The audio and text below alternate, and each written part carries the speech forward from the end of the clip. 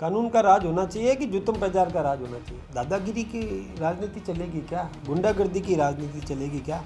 कोई व्यक्ति पुलिस के संरक्षण में से और किसी को अपराधी को छुड़ा करके ले जाए, ये क्या बात है? गुंडागर्दी का राज है राजस्थान में पैदा करना चाहते हैं क्या? ऐसे के बाहुबलियों का राज चलेगा क्या, या नीतिगत राज चलेगा? अधिक पहलवान है वो कुश्ती लड़ करके राज लेना चाहता है क्या? ऐसा संभव है क्या? वो हरी मिर्च और लाल मिर्च के भावों में अंतर दे के लाल मिर्च बोने की बात कर लेते हैं, तो मैं उनके बारे में क्या कहूँ? बांटने का काम कांग्रेस ने किया।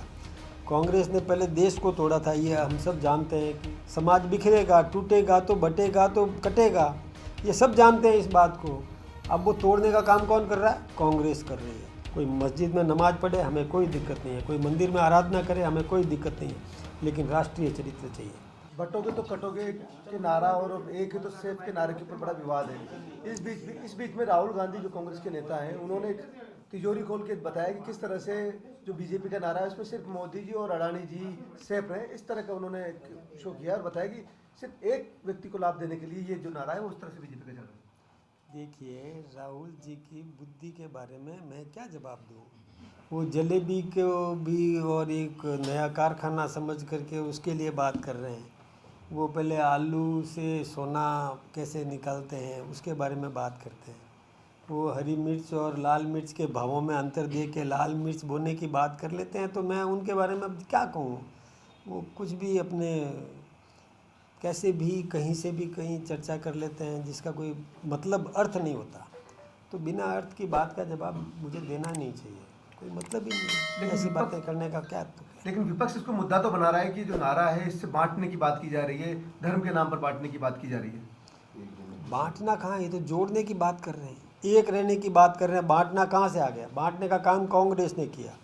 कांग्रेस ने पहले देश को तोड़ा था, ये हम सब जानते हैं कि गांधी जी ने 50 तरह से बातें करी होगी, लेकिन नेहरू जी के नाम पर देश को तोड़ा गया, ये अपन सब जानते हैं। उसके बाद में समाज को तोड़ने की बात कौन कर रहा है? तुष्टीकरण की बात कौन कर रहा है? किस प्रकार से? और कश्मीर वाले इश्यू पर फिर से वो साथ में लगे, धारा 370 वहाँ लगाने की बात कौन कर रहा है? ये वही तो लोग कर रहे हैं जो देश को तोड़ना चाहते हैं। तो ऐसे लोगों के बारे में यानी वो ये नहीं समझ रहे, मोदी जी जब 140 करोड़ भारतीयों को एक मानते हैं, अपने परिवार का सदस्य मानते हैं, तो समाज को एक करने की, इस देश का समाज, देश का समाज, धर्म समाज की बात नहीं करता, देश का समाज एक रहे, इसमें दिक्कत क्या है? मुझे समझ में नहीं आया। समाज एक रहे, सेफ रहे, अच्छी बात है। समाज बिखरेगा, टूटेगा तो बटेगा तो कटेगा, ये सब जानते हैं इस बात को। अब वो तोड़ने का काम कौन कर रहा है? कांग्रेस कर रही है। हमेशा कांग्रेस ने समाज को तोड़ने का षड्यंत्र किया। आज परिवार के कोई दो भाइयों में भी और एक की सुरक्षा की बात करो और दूसरे की सुरक्षा की बात नहीं करो, तो अपने आप विभेद पैदा होगा ही होगा। परिवार के एक सदस्य को अधिक कुछ देना चाहोगे, बिना कुछ मेहनत के देना चाहोगे, और दूसरा मेहनत करता है उसको नहीं देना चाहोगे, तो निश्चित रूप से भेदभाव बनेगा, पनपेगा, टूटेगा समाज। परिवार भी टूटता है ऐसे ही, समाज भी ऐसे ही टूटता है।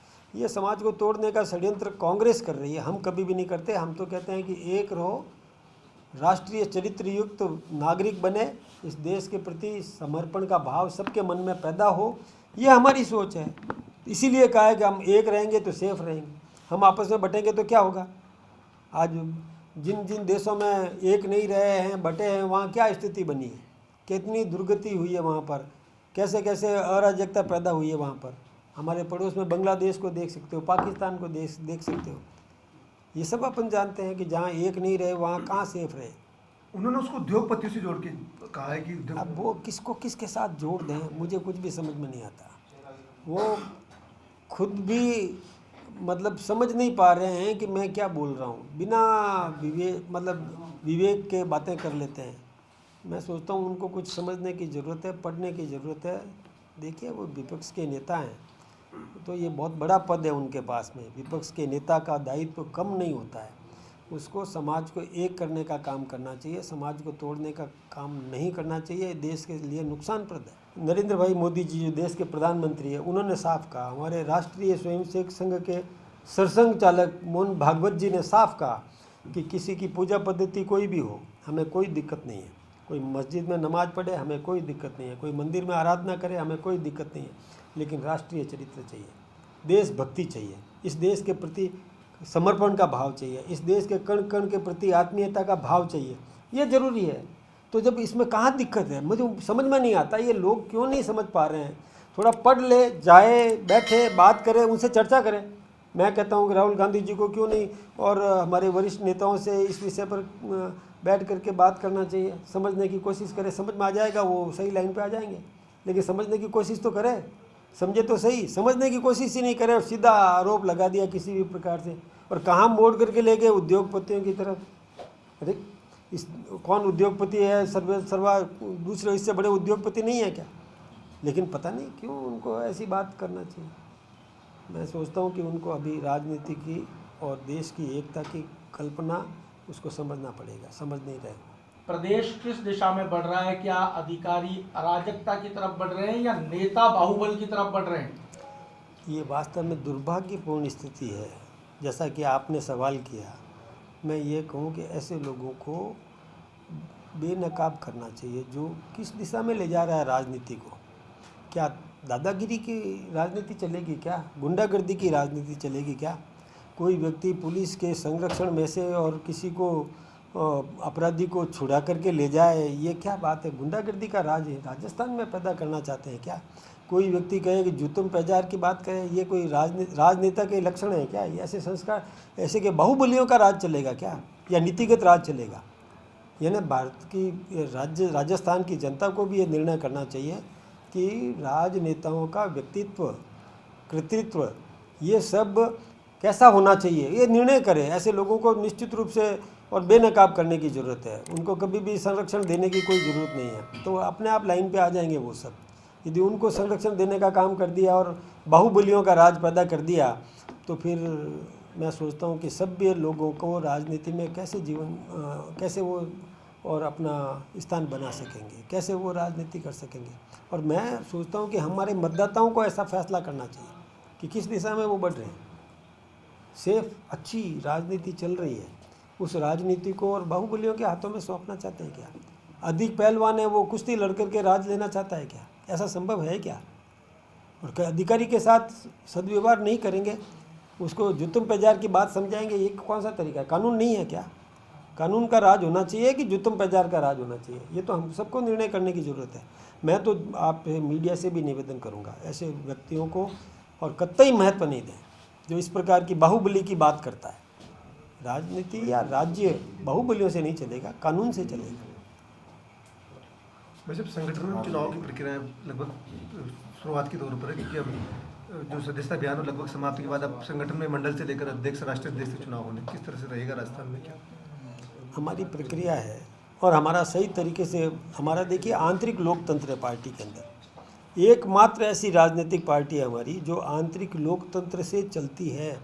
हमारा सदस्यता अभियान चला, सदस्यता अभियान में से अब इकाई के चुनाव होंगे, बूथ के चुनाव होने वाले हैं, और जो सामान्य सदस्य है वो वहाँ पर और 1+10 के चुनाव करेंगे। वहाँ पर एक अध्यक्ष होगा, सचिव होगा, और उसके महामंत्री नहीं होता वहाँ पर, सचिव होगा और बाकी सदस्य होंगे, ऐसे चुनाव होंगे। फिर ये लोग मंडल अध्यक्ष को वोट देंगे। मंडल अध्यक्ष के बाद में मंडल अध्यक्ष आगे वोट नहीं करता है, वहाँ आगे होता है हमारा जिले का प्रतिनिधि तय होता है। वो जिले का प्रतिनिधि वो जिला अध्यक्ष को वोट देता है। फिर उस जिले में जितने विधायक हैं उतने प्रदेश प्रतिनिधि चुने जाते हैं। वो प्रदेश प्रतिनिधि फिर प्रदेश अध्यक्ष को वोट देते हैं, उसे प्रदेश अध्यक्ष चुन करके आएगा। फिर जितने लोकसभा के सदस्य हैं इस प्रदेश में उतने राष्ट्रीय प्रतिनिधि चुने जाएंगे, वो राष्ट्रीय अध्यक्ष का वोट करते हैं। ये हमारे यहाँ तो ये बिल्कुल आंतरिक लोकतंत्र है, और उसी तरीके से सारे अध्यक्ष का चुनाव होता है। फिर उसके बाद कार्यकारिणी बनती है, उसके बाद सब संगठन का काम चलता है। यही प्रक्रिया हमारी। अध्यक्ष जी, एक हैं तो सेफ है, ये नारा तो चल रहा है, पर जयपुर की बात करें, आज जयपुर का स्थापना दिवस है। जयपुर के अंदर ही बटी हुई नजर आ रही है सरकार और भाजपा दोनों। जयपुर के स्थापना दिवस के 2 कार्यक्रम मनाए जा रहे हैं, एक हेरिटेज मेयर मना रही है, दूसरा मनाया जा रहा है ग्रेटर के द्वारा। देखिए, खुशी मनाना अलग बात है, कोई भी खुशी मनाए। जयपुर स्थापना दिवस है तो हम सबको बहुत खुशी है। और चूंकि ये जब 2 अलग अलग संस्थाएं बन चुकी है, पहले से बनाई है, और वो भी मैं सोचता हूँ कि कांग्रेस राज ने बनाई थी, तो अब उन्होंने बनाई है तो ठीक है, उस हिसाब से वो कार्यक्रम करेंगे, करने की छूट है उनको।